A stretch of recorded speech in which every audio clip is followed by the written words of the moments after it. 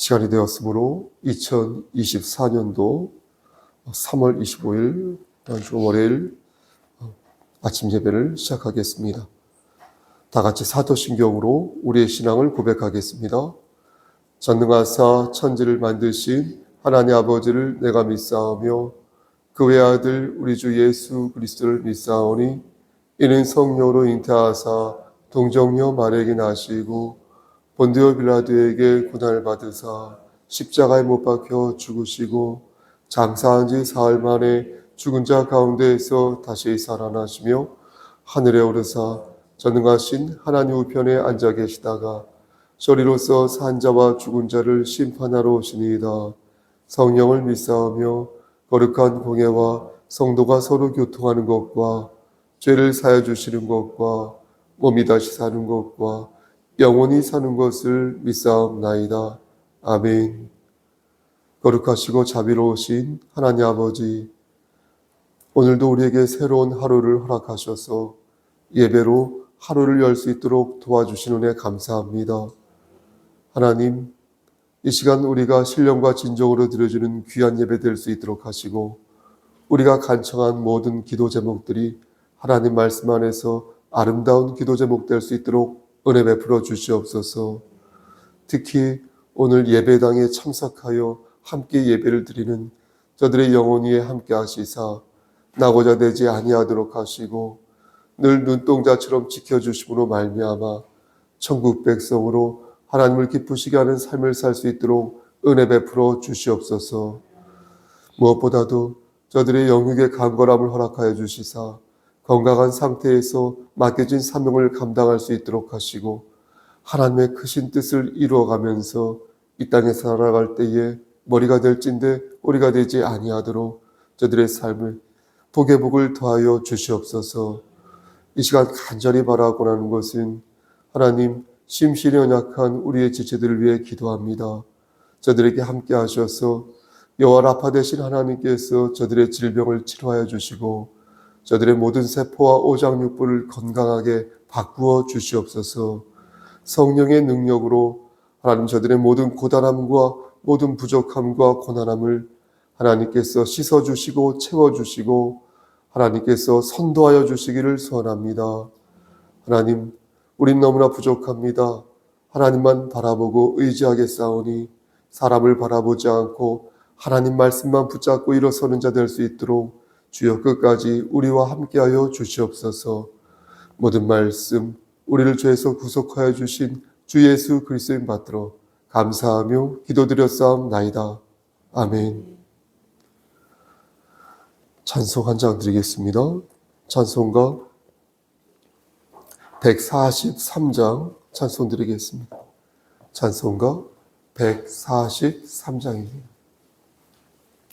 웬 말인가 날 위해. 무반주로 드립니다.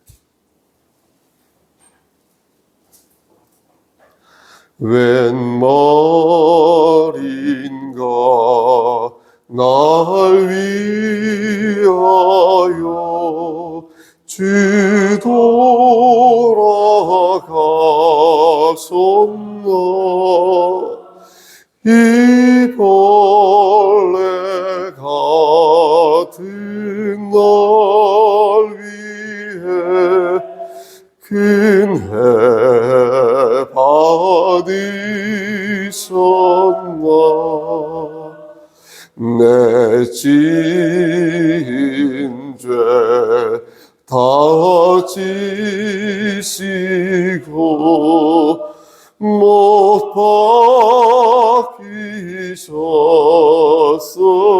박히셨으리. 웬일인가 웬어른가 그 사랑 그 사랑 주 십자가 못 박힐 때 그 해도 비딜고 그 밝은 빛 가리워서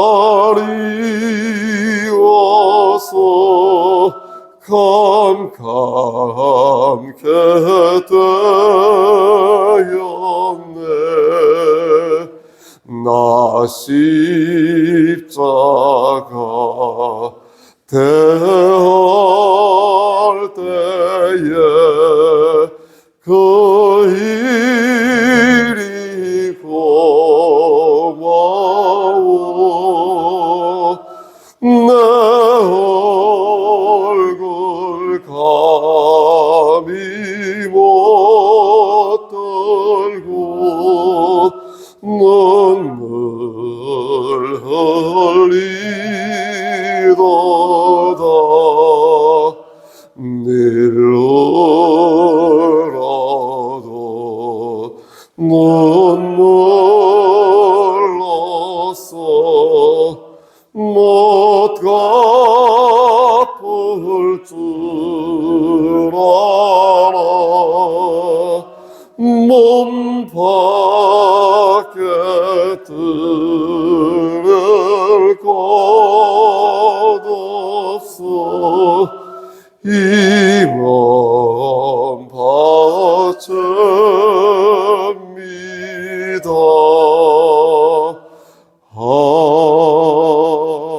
아멘. 하나님 말씀 보겠습니다. 마태복음 4장 1절부터 11절 말씀입니다. 마태복음 4장 1절부터 11절입니다. 다 같이 한 목소리로 천천히 11절까지 합독하겠습니다. 그때의 시작.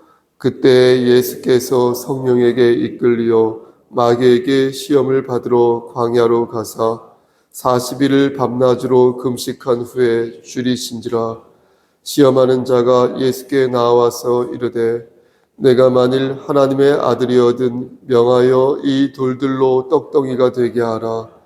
예수께서 대답하여 이르시되 기록되었으되 사람이 떡으로만 살 것이 아니요 하나님의 입으로부터 나오는 모든 말씀으로 살 것이라 하였느니라 하시니, 이에 마귀가 예수를 거룩한 성으로 데려다가 성전 꼭대기에 세우고 이르되 내가 만일 하나님의 아들이거든 뛰어내리라. 기록되었으되 그가 너를 위하여 그의 사자들을 명하시리니 그들이 손으로 너를 받들어 발이 돌에 부딪히지 않게 하리로다 하였느니라.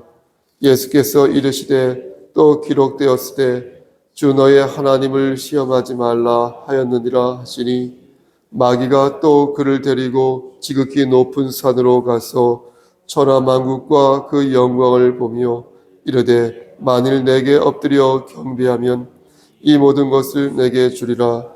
이에 예수께서 말씀하시되 사탄아 물러가라. 기록되었으되 주 너의 하나님께 경배하고 다만 그를 섬기라 하였느니라.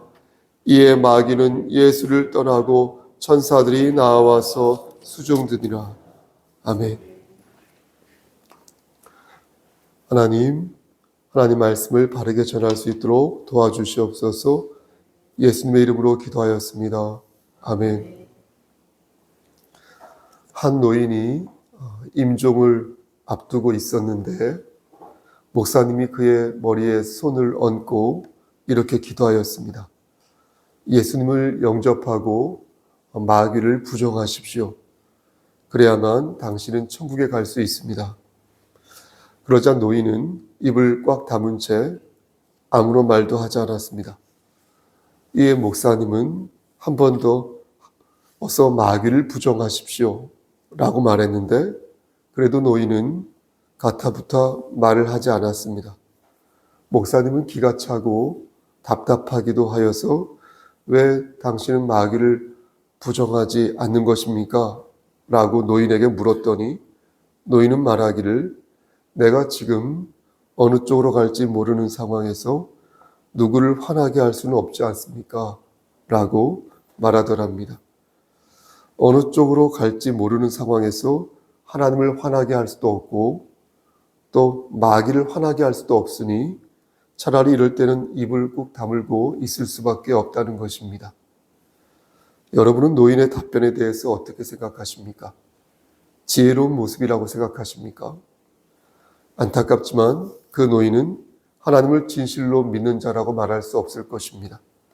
그는 하나님이 어떤 분인지 모르는데 순간의 고통을 벗어날 방법으로 머리를 굴리고 있는 것입니다. 누구를 화나게 할 수 없다고 말하였으나 그 노인은 분명 하나님을 화나게 만든 것입니다. 우리가 하나님에 대해 많은 것을 알지 못하더라도 그리스도를 영접한 자로서 최소한 가지고 있어야 할 하나님에 관한 지식이 있지 않겠습니까? 내가 누구의 공로로 죄사함을 받고 지금 나와 함께 하셔서 나의 영혼을 끝까지 책임져 주시는 분이 누구인지 정도는 알고 있어야 하지 않겠습니까? 그래야 그리스도인인 것이지 그러한 겨자씨만한 믿음도 없이 천국에 가겠다고 말하는 것은 매우 오만불선한 모습이요 하나님을 모욕하는 모습이다 라고밖에 말씀드릴 수 없는 것입니다. 그러므로 노인의 고백은 하나님을 기쁘시게 하는 고백이 아니라 마귀를 기쁘게 하는 고백이라 말할 수 있겠습니다. 따라서 노인은 임종 직전에 그렇게 말하면 아니 되는 것입니다. 예수를 영접하면 마귀를 부정하는 것이고 마귀를 영접하면 예수를 부정하는 것이니 우리는 이 정도의 진리를 분명히 알고 있어야 하는 것입니다. 만약 모든 것이 진리라고 말하거나 만약 모든 것이 진리가 아니라고 말한다면 그것은 마귀가 준 생각으로 진리를 산 자의 모습이 아니라는 것입니다. 그것은 진리를 판 자의 모습이라는 것을 우리는 알아야 한다는 것입니다. 이런 일은 여러분 임종 직전에만 일어나는 일이 아닙니다. 평상시에도 진리를 파는 경우가 허다한데 마귀는 생활 속에서 여러 가지 것들을 이용하여 우리의 마음을 혼미케 만드는 것입니다. 우리가 좋아하는 것이나 우리가 취약한 것들을 들어서 우리를 공격하는데 그것이 음악일 수도 있고 그것이 과학일 수 있고 그것이 기술일 수 있으며 그것이 돈이요, 명예요, 이성일 수도 있습니다. 온갖 것들을 이용하여서 우리로 하여금 진리를 팔게 만드는 것입니다. 그래서 하나님으로부터 우리를 떼어놓기 위해서 별의 별짓을 다 하는 녀석이 마귀라는 놈인 것입니다. 그러면 여호와 하나님은 어떠하실까요? 하나님께서는 우리를 어떻게 관리하실까요? 재미있는 것은 무엇이냐면 하나님의 관리 방식이 마귀의 관리 방식과 비슷하다는 것입니다. 하나님께서도 우리 주변에 있는 것들을 사용하셔서 우리를 관리하시고 우리를 만드신다는 것입니다. 예술과 과학을, 교육을 들어 사용하시고 인문학과 자연, 과학을 이용하신다는 것입니다. 우리의 욕망을 발동케 하는 여러 요소들을 들어 이용하시고 혹은 그것을 사용하는 사람들을 우리에게 붙이셔서 우리를 관리하게 만드신다는 것입니다. 우리에게 영향을 미친다는 것입니다. 우리에게 영향을 미치게 하신다는 것입니다. 그럼 마귀와 하나님은 뭐가 다르겠습니까? 우린 왜 마귀한테 관리를 받을 때는 공격을 받는다고 말하고 왜 하나님께 관리를 받을 때는 우리를 지켜주신다고 말하는 것입니까? 여기에는 결정적인 차이가 있습니다. 여러분 그것이 무엇입니까? 그것은 바로 이야기의 끝이 되겠습니다. 마귀의 관리는 마귀와 함께 지옥에 가는 것입니다. 하지만 하나님의 관리는 하나님과 함께 영원한 생명으로 이어진다는 것입니다. 마귀와 동행하는 자는 불의 심판 앞에 서지만 하나님과 동행하는 자는 의의 멸관을 받게 된다는 것입니다. 물론 이 세상에서는 마귀가 하나님을 이긴 것처럼 보일 때가 종종 있습니다. 그래서 하나님이 전지전능하신 것이 아니라 하나님이 답답하고 원망스럽게 느껴질 때도 있습니다. 하지만 우리는 종말을 생각해야 할 것입니다. 그리스도의 고난이 그리스도의 고난으로 그치지 않고 그리스도의 부활로 이어진 것처럼 우리의 삶의 고난 속에서 우리의 종말과 우리의 부활을 우리는 기대하게 되는 것입니다. 종말을 생각하면 어떻습니까?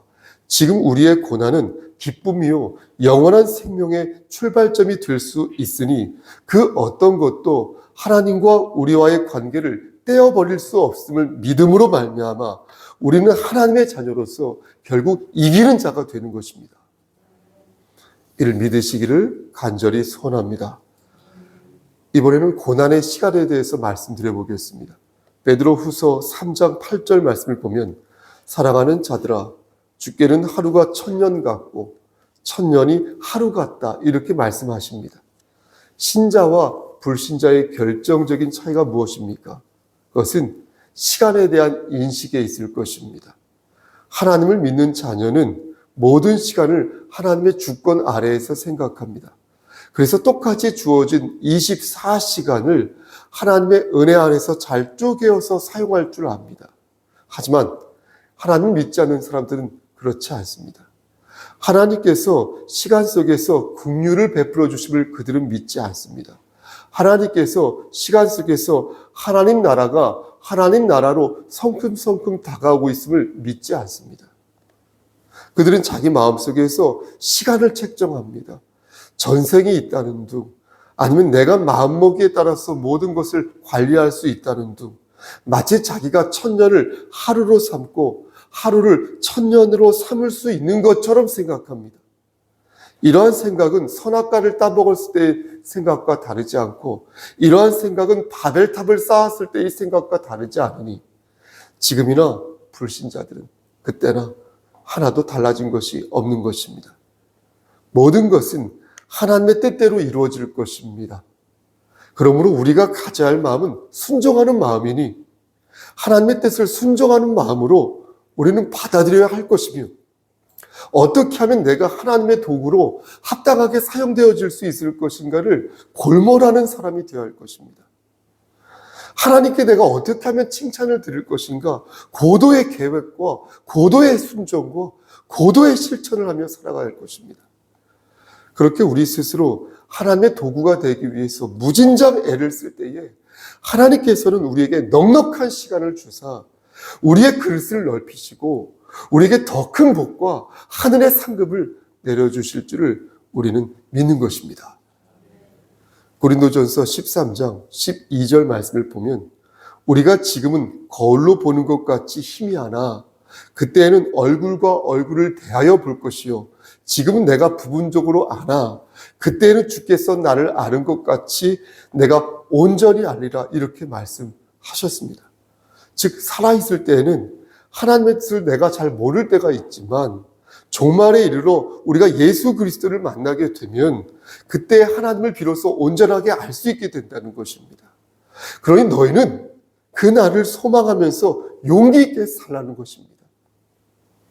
시편 138편 1절부터 4절까지의 말씀에서도 우리를 향하신 하나님의 관심이 드러납니다.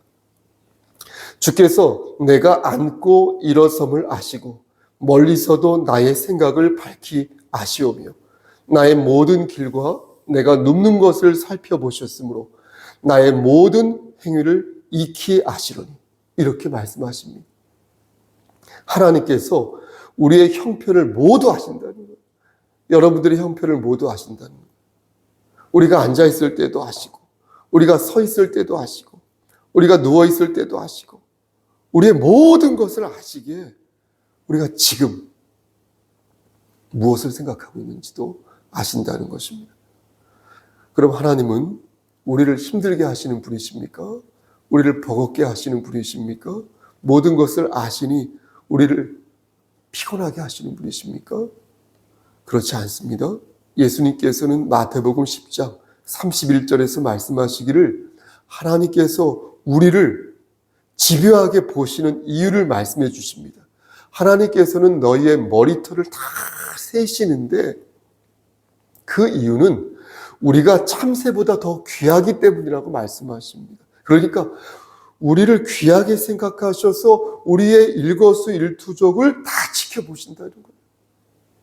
우리를 귀하게 생각하셔서 독생자 예수 그리스도를 이 땅에 보내주신 것이고 그를 믿는 자마다 영생을 주셨다는 것입니다. 우리를 귀하게 생각하셔서. 마태복음 10장 32절과 33절 말씀에도 하나님의 이러한 마음을 우리는 찾아볼 수 있습니다.